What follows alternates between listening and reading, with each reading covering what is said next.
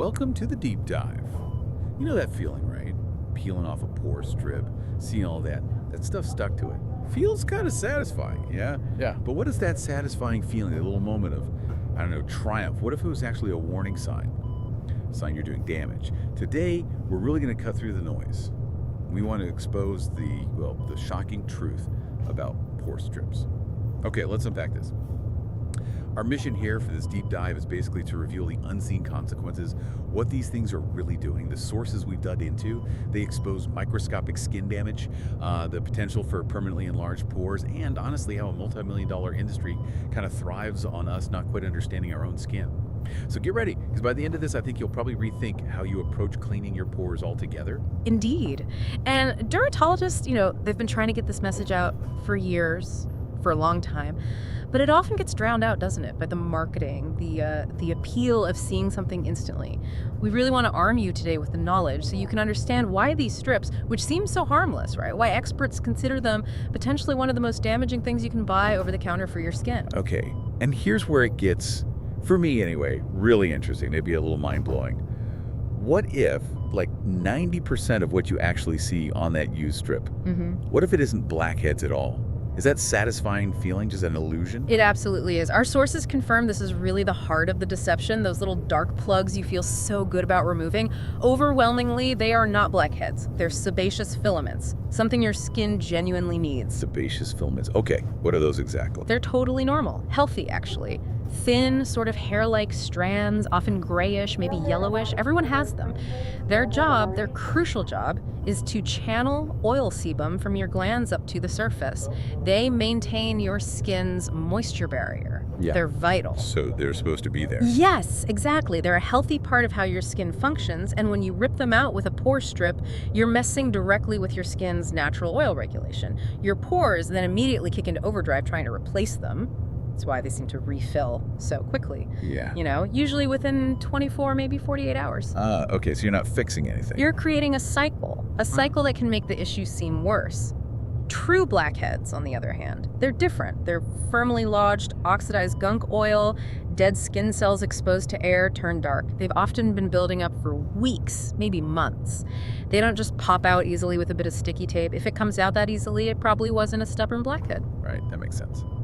And speaking of the science behind this, our sources pointed to some really compelling research. University of Pennsylvania, I think.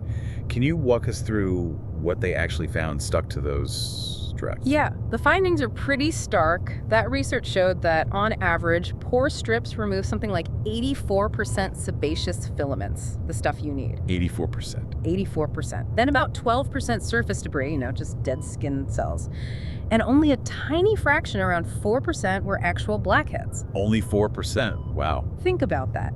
You're paying for something that mostly takes away something your skin needs and barely touches the thing you think you're targeting. That visual satisfaction you get, seeing all that stuff, it's actually evidence of damage, not successful cleaning. It's kind of like, I don't know, celebrating pulling out your eyelashes because you think they're just annoying extra hairs. It feels like you did something, but it's counterproductive. Damaging, really. That's a really powerful analogy. And the damage, it goes deeper than just pulling out the wrong things, doesn't it? Oh, much deeper. And this is where it gets quite concerning. Okay. The main issue is the adhesive itself. Most strips use a really strong adhesive polymer. Polyquaternium 37 is a common one. Think of it like industrial strength glue for your face. Oof, okay. This stuff creates a bond with your skin that's actually stronger than the natural bonds holding your healthy skin cells together. So when you rip that strip off, you're not just pulling out stuff in the pores, you're forcefully removing the top layers of healthy skin cells too. You're stripping off actual skin layers. Yes, including vital parts of your protective barrier. Your stratum corneum. Under a microscope, skin after a pore strip. It shows clear micro tears in the epidermis. Yeah. You can see enlarged pore openings, a disrupted cell structure. And it's not just a temporary thing. This damage is cumulative. It adds up. It gets worse with repeated use, even if you can't see it clearly right away. Right, you might not notice it day to day. Exactly. It's kind of insidious. It slowly undermines your skin health over time. That cumulative damage part is pretty alarming, especially if you don't see it immediately. So what are the long-term effects? What kind of real harm can this do down the road? Well, one of the most worrying long-term issues is permanently enlarged pores. Dr. Sandra Lee, you probably know her as Dr. Pimple Popper. She's actually documented cases. Patients who used pore strips regularly for years. Their pores basically lost the ability to shrink back down. The constant mechanical trauma, that ripping action, can lead to chronic inflammation and a lasting change in skin texture. Your pores just stay stretched out. Permanently stretched. Potentially, yes. And beyond just the look of the pores, this repeated trauma severely compromises your skin barrier. That outermost layer, the stratum corneum, that's your shield. When you keep stripping it away, you're creating tiny openings, entry points for bacteria, pollutants. It seriously increases your risk of infection and makes your skin generally more vulnerable. Okay, so weakening your skin's defenses. Exactly. And studies like those in the Journal of Cosmetic Dermatology, they've shown regular pore strip use can increase transepidermal water loss, that's moisture escaping your skin, by up to 40%. 40%, that's huge. It leads to chronic dehydration, increased sensitivity, and then you get into this vicious cycle. Your skin gets dehydrated, so it produces more oil to compensate. Which you then think are more blackheads. Right, leading you to use more pore strips. It just feeds itself. And there's another thing. That trauma, the inflammation it causes, it can lead to post-inflammatory hyperpigmentation, dark spots. Like those little marks after a pimple sometimes. Similar mechanism, yes. Especially noticeable in darker skin tones. Those aren't dirt coming out. They're your skin's reaction to being injured by the strip. Okay, so damage, pulling out the wrong stuff, trapping us in a cycle. Right. Let's shift focus a bit. Let's look at the industry behind this multi-million-dollar market that, well, seems invested in keeping us hooked on these things. Our sources really paint a picture of calculated misinformation. Lies, basically. Expert, what's lie number one they feed us? Lie number one is definitely the deep cleaning action. That's just fundamentally false. Pore strips work on the surface, period. They cannot get deep enough to remove those truly embedded blackheads or fix the root cause of why your pores get congested. Real deep cleaning needs something like chemical exfoliation, which can actually dissolve plugs inside the pore. Okay, so deep clean is out. What's lie number two? Lie number two, instant results. We've touched on this, but the results you see are mostly those needed sebaceous filaments coming out. They regenerate quickly, within days usually. So you're not solving anything long-term. It's just an illusion of improvement, masking potential harm. Right, the quick fix that isn't really fixing anything. Lie number three. Lie number three, suitable for all skin types. This one is actually quite dangerous. If you have sensitive skin, rosacea, eczema, or if you're using retinoids, you should absolutely avoid pore strips. Trauma can cause severe flare-ups, serious inflammation. It's just not worth the risk for many people. Definitely not one size fits all then. And lie number four. And lie number four, prevents blackheads. There is absolutely zero scientific evidence for this. Zero. In fact, as we've discussed, by damaging your skin barrier, they can disrupt your skin's natural balance and actually make you more prone to acne and congestion over time. It can make the problem worse. Wow. Okay. I have to admit, I totally fell for some of these back in the day, that instant results thing. It was compelling, especially as a teenager. Did our sources mention specific examples of this kind of misleading marketing? Oh, absolutely. The marketing is often very clever and very misleading. Those dramatic before and after pictures, often manipulated. Or they just show sebaceous filaments, making it look like a huge blackhead haul. Some brands have even been caught using fake demo videos, with stuff pre-planted on the strip to make it look super effective. No way. Yes. And what's really concerning is how often these ads target teenagers, young adults, people already may be feeling insecure about acne, selling them false hope and potentially damaging their skin more. Ugh, that's rough. Okay, so if pore strips are definitely off the table, what do dermatologists actually recommend? What are the safer, genuinely effective options? The good news is there are much better ways that target the actual causes of blackheads and congestion. The gold standard really is chemical exfoliation, particularly beta-hydroxy acids or BHAs. Salicylic acid is the main one here. Salicylic acid, right, I've heard of that. Yeah, unlike pore strips that just yank stuff off the surface, salicylic acid is oil soluble. That means it can get down into the pore lining. It dissolves the gunk, the keratin plugs from within. For home use, look for concentrations between 0.5% and 2%. Lots of good products out there, like Paula's Choice BHA liquid or the Ordinary's salicylic mask. Professionals can use higher concentrations for peels, but that's under supervision. Okay, so chemical exfoliants, what else? Retinoids are another fantastic option. These are vitamin A derivatives. They work by speeding up your skin cell turnover. This helps prevent dead skin cells from building up and clogging pores in the first place. Adapalene, which you can get over the counter now, like Differin gel, is great for prevention. Retinoids, okay. What about those really stubborn ones? For those really stubborn blackheads that just won't shift, professional extraction is the safest bet. Go to a licensed esthetician or dermatologist. They use sterile tools, proper technique. They can actually get the blackhead out without causing all that trauma. It costs more, sure, but it works and it's safe. Makes sense. Any other surprising alternatives? Surprisingly, yeah. Oil cleansing can be really effective for some people. Using specific cleansing oils, like those with jojoba or safflower oil, it can actually help dissolve excess sebum and soften up comedones, making them easier to gently remove later. It works with your skin's oil, not against it. Interesting. Working with the oil. Exactly. And then, for a more temporary fix, clay masks. Things like kaolin or bentonite clay.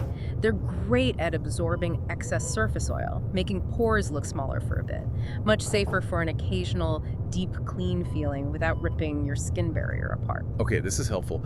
And for people who do want to try tackling some extraction at home safely, our sources actually described a proper protocol, approved by derms. It takes more time than a strip, obviously, but it gives real results without the damage. Could you walk us through the key steps? Absolutely. This is the way to do it if you're going to do it at home. Sure. Simply.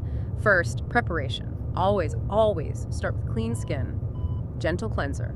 Never try this on dirty skin that's asking for infection. Right, clean skin first. Second, softening. Use a warm, damp compress on the area for maybe 10-15 minutes, or do it right after a warm shower. This helps relax the pores, soften the contents, makes things easier. Okay, soften things up. Third, chemical prep. This is a key step many miss. Apply a salicylic acid product, like a 2% liquid, just to the area. Let it sit for 10 or 15 minutes. This helps dissolve the plug a bit so you need less force. Ah, pre-treating it. Yeah. Smart. Fourth, sterilization. Crucial. Sterilize whatever tool you're using. A comedone extractor is best, or even just your fingers if you must wrap them. Use 70% isopropyl alcohol.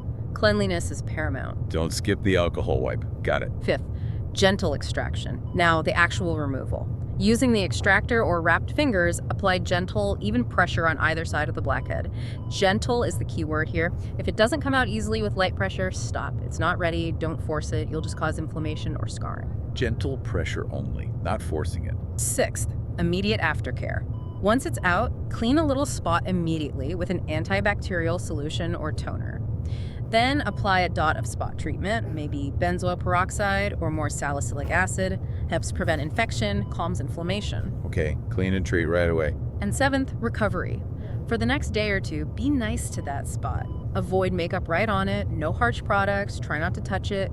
Use a gentle, fragrance-free moisturizer, and sunscreen always, of course. Let it heal peacefully. Exactly. The whole process might take 30, maybe 45 minutes, and you should only be doing this, max, once every 4 to 6 weeks. Not daily, not weekly. Okay, infrequently. Yes.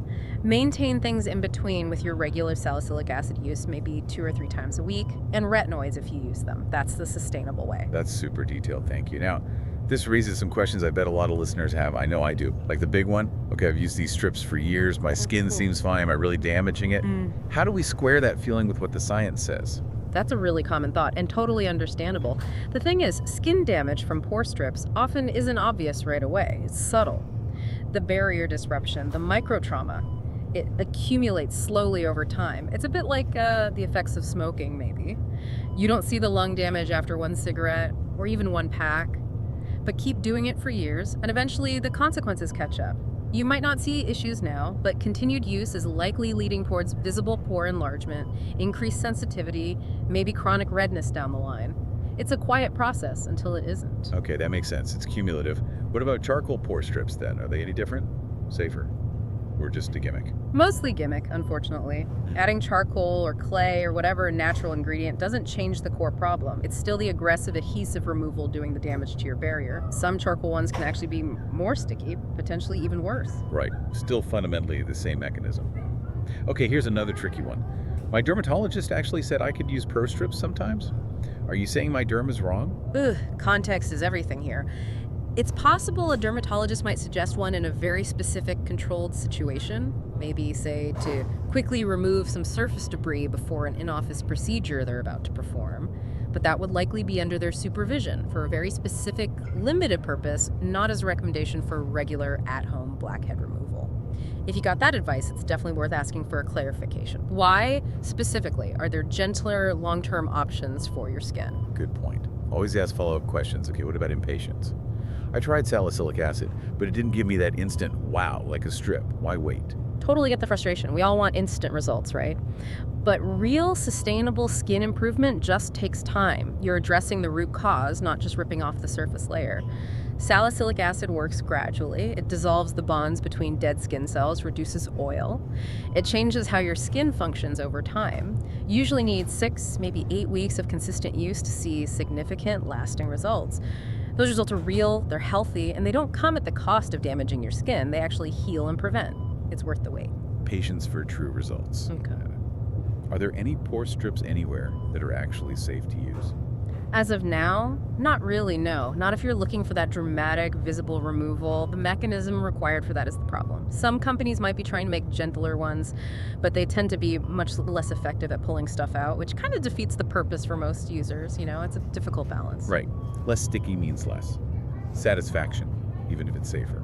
Okay, DIY pore strips. Gelatin, egg whites, I see those all over social media. Safer.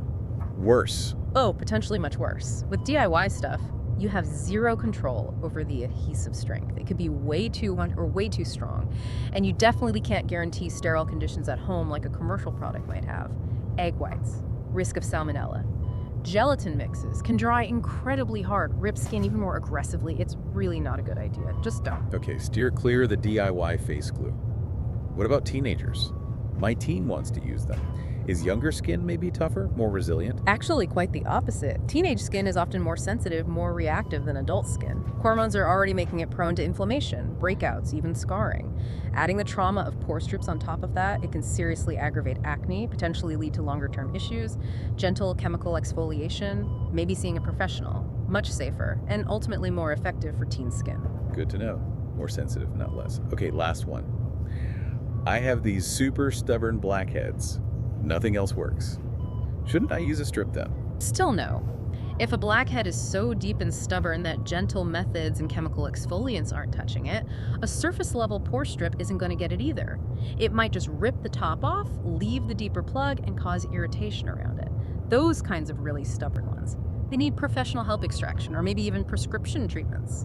A strip isn't the answer. Okay, so let's zoom out a bit. Talk about the psychology here. Why are these things still so popular, despite all this evidence?